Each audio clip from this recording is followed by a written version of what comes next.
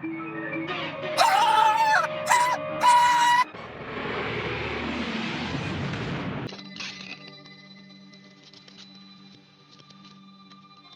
was a time when your worst fear wasn't a masked killer. It was a rabbit, or a frog, or a tree. Welcome to the 1970s, the golden age of shag carpets, disco balls, and the deeply unsettling belief that Mother Nature was out to get us.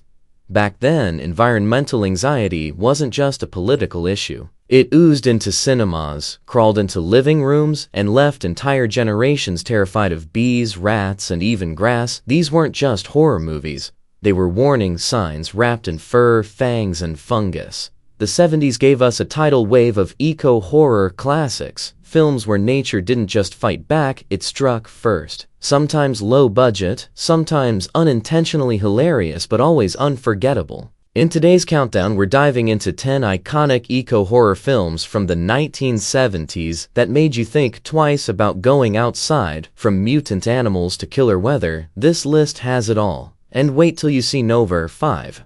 It involves worms, big ones, really big ones. So buckle up, compost your popcorn, and get ready for a trip back to a time when environmental awareness came with a body count.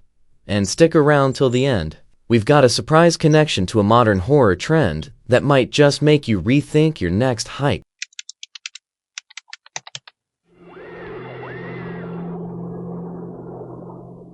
Of terror.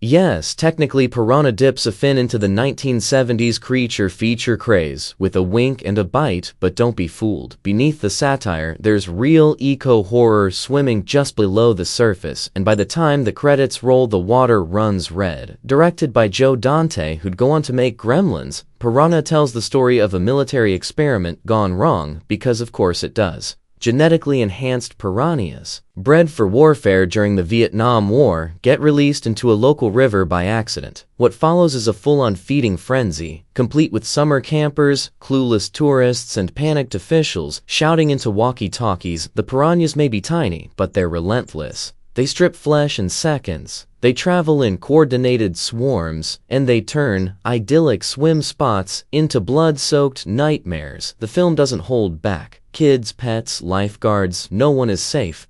And while there's plenty of humor and B-movie charm, the underlying message is loud and clear: when humans tamper with nature, nature always bites back. And let's not forget the final warning shot. The surviving fish escape into the ocean. Cue ominous voiceover, cue sequels, cue lingering terror anytime you dip your toes into dark water. Piranha manages to be smart, silly, and genuinely scary, delivering one last punch in the gut for 1970.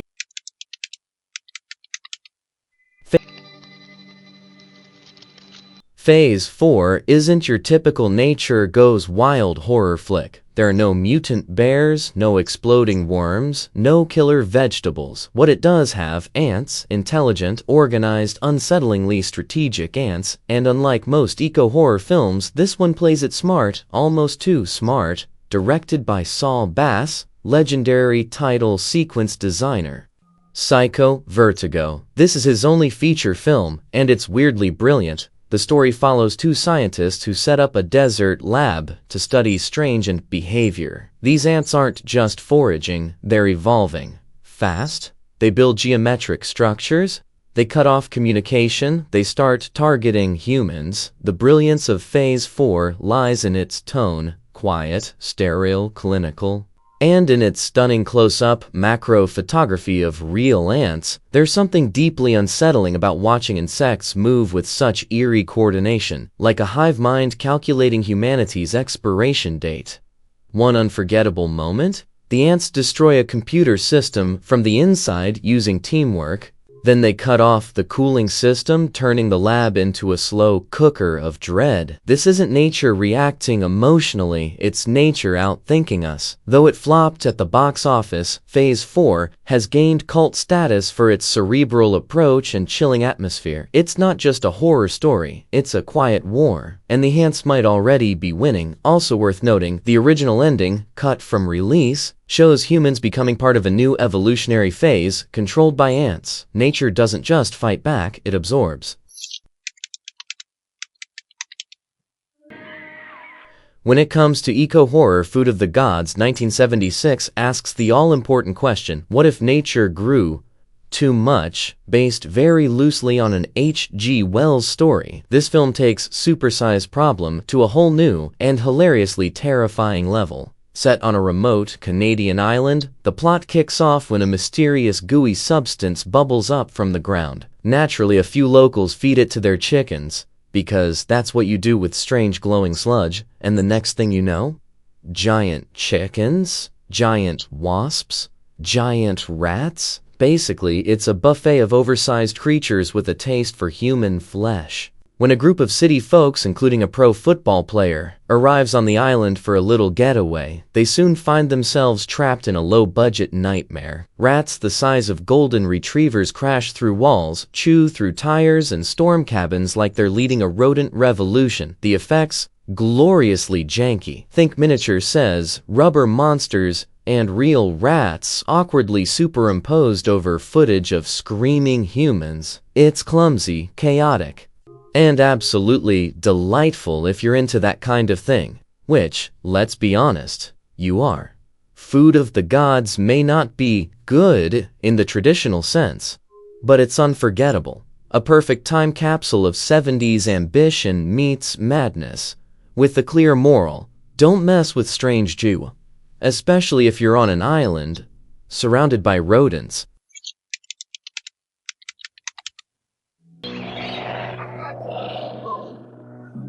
Unlike most eco-horror flicks of the 70s, Long Weekend doesn't rely on mutant animals, toxic waste, or sudden swarms. Instead, it takes a slow, psychological route and delivers one of the most unsettling messages of the entire genre. Nature sees you. Nature remembers. And nature hates your bad attitude. This Australian film follows a troubled couple on a weekend camping trip to the beach, where their crumbling relationship is mirrored by their casual disrespect for the environment. They toss beer bottles into the ocean, they shoot at harmless creatures, they leave trash everywhere. And in return, nature pushes back, subtly, then violently. What begins with eerie animal behavior, stray dogs lurking, Hussins watching from trees, spirals into complete paranoia. Sounds become distorted, the wilderness closes in, and eventually the couple finds themselves stalked not by one specific beast, but by everything they've wronged. The brilliance of A Long Weekend lies in its restraint. No jump scares, no cheesy effects, just dread. Thick, slow, creeping dread, the kind that lingers long after the credits roll. While the film wasn't a commercial hit, it gained critical acclaim and has since been re-evaluated as a minimalist masterpiece. It's quiet horror with a moral backbone and a potent reminder that sometimes the scariest monster is the one in your mirror, or maybe the bird staring at you from the treetops.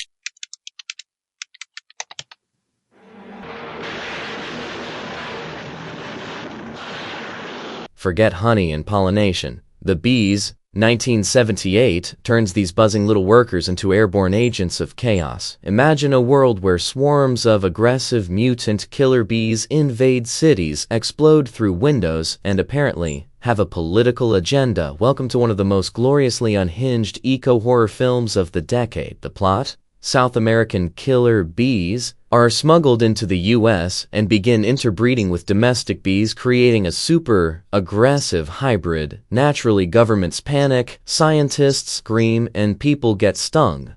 A lot. The death scenes are campy, often hilarious, and oddly dramatic. Think slow-motion flailing and walls of bees like flousy death clouds. But what truly sets the bees apart is its tone. The film tries, really tries, to be serious about environmental mismanagement, government corruption, and corporate greed, but between the dubbed dialogue, melodramatic music, and random bee attacks in shopping malls, it veers hard into B-movie madness. And then comes the wildest twist. By the final act, the bees apparently develop intelligence and threaten to take over over unless the United Nations meets their demands. Yes, the bees negotiate. While the bees is technically a warning about tampering with ecosystems, it's better remembered as an unintentional comedy goldmine and a reminder that in the 1970s, even pollinators were pissed off. Electricity and worms, not a combo you'd expect to trigger a full-scale horror meltdown, but in Swarm, 1976, that's exactly what happens. And trust us, you'll never look at your garden the same way again. Set in a small Georgia town, after a violent storm knocks down power lines, the movie takes a sharp left into nightmare territory when thousands, literally thousands of bloodworms get supercharged by the electricity and decide they're done being bait. These are no ordinary worms. They burrow into skin, slither through walls, and even drop from ceilings like little squishy assassins. The special effects, surprisingly gnarly for the time. The production used over 100,000 real worms, plus some brilliantly gross prosthetic work that shows the creatures erupting from human faces and crawling out of eye sockets. Yum! The standout scene, the one that made people scream in theaters, features a man covered head to toe in writhing worms, his skin barely visible beneath the swarm. It's gross, it's glorious, it's unforgettable. Squirm might have been low budget, but it played its cards right. Creepy score, gross out visuals, and that slow southern pace that lulls you into thinking things are fine until your floorboards start moving. Over the years, it's become a go-to reference for worm-based horror and a shining example of how 70s eco-horror could take the simplest part of nature and turn it into something straight from your worst dreams.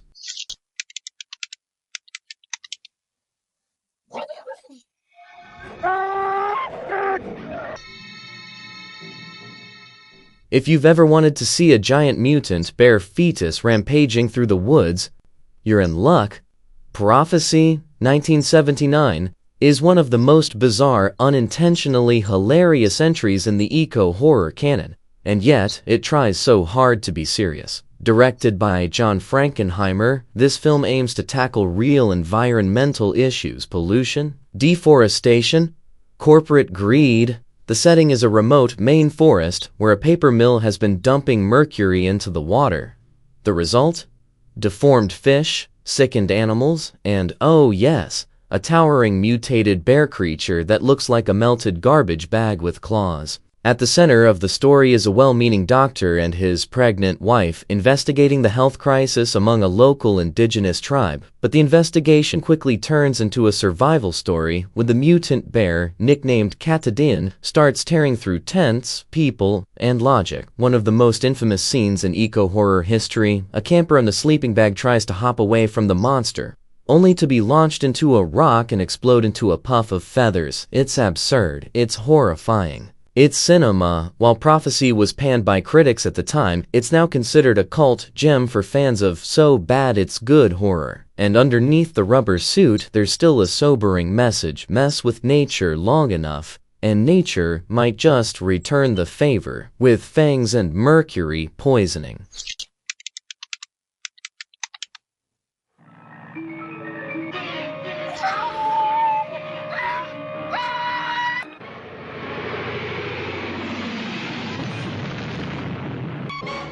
Kingdom of the Spiders. The next victim could be you.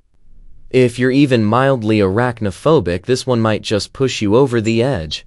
Kingdom of the Spiders, 1977, spins a web of rural paranoia where cute desert towns are overrun not by gangsters or zombies, but by thousands of actual crawling, hairy tarantulas. Set in a sleepy Arizona town, the story follows a small-town vet, played by none other than William Shatner, who starts noticing a disturbing trend: livestock dying under mysterious venomous circumstances. Turns out pesticides have wiped out the spiders' natural food sources, and now they're turning to us for snacks. What makes this film stand out isn't just the swarms of eight-legged killers, it's the commitment. The production reportedly used over 5,000 real tarantulas. No CGI, no puppets, just live crawling nightmare fuel on people's faces, beds, and steering wheels. One unforgettable scene shows the town completely webbed over, windows, cars, entire buildings like some kind of apocalyptic Halloween prank. And yes, people get cocooned. You've been warned. Despite its low budget, Kingdom of the Spiders delivers real unease. It's not polished, it's not subtle, but it knows exactly what it's doing. The ending is grim. No happy wrap-up. Just silence and webs. Today it's remembered as a cult classic and one of the few horror films where William Shatner's most dramatic scene partner had 8 legs and a bad attitude.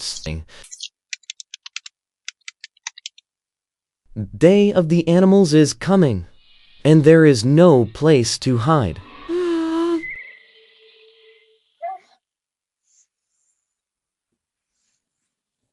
What happens when the ozone layer starts thinning and nature decides it's had enough of us? You get Day of the Animals, a film where high altitudes turn cute woodland creatures into bloodthirsty maniacs, and somehow Leslie Nielsen into a shirtless villain. Set in the mountains of California, this film follows a group of hikers who become trapped after solar radiation starts affecting animals above a certain elevation. Hawks swoop, dogs maul, bears get extra bold. It's like National Geographic, but with a serious grudge. There's something oddly terrifying about watching man's best friend suddenly become man's worst nightmare. German shepherds launch coordinated attacks, birds peck out eyes, and a grizzly bear. Let's just say it doesn't hug. But the most unforgettable moment? Leslie Nielsen. Yes, that Leslie Nielsen, best known for Airplane and The Naked Gun, goes full psycho. Shirtless, sweaty, and swinging a stick, he becomes less concerned with wildlife and more with asserting his own savage dominance. Spoiler: nature humbles him hard. While Day of the Animals never quite achieved blockbuster status, it's a perfect time capsule of 70s eco-panic, cheesy effects, and Man vs. Nature morality tales. Plus, the idea of the sun literally driving nature insane, surprisingly ahead of its time.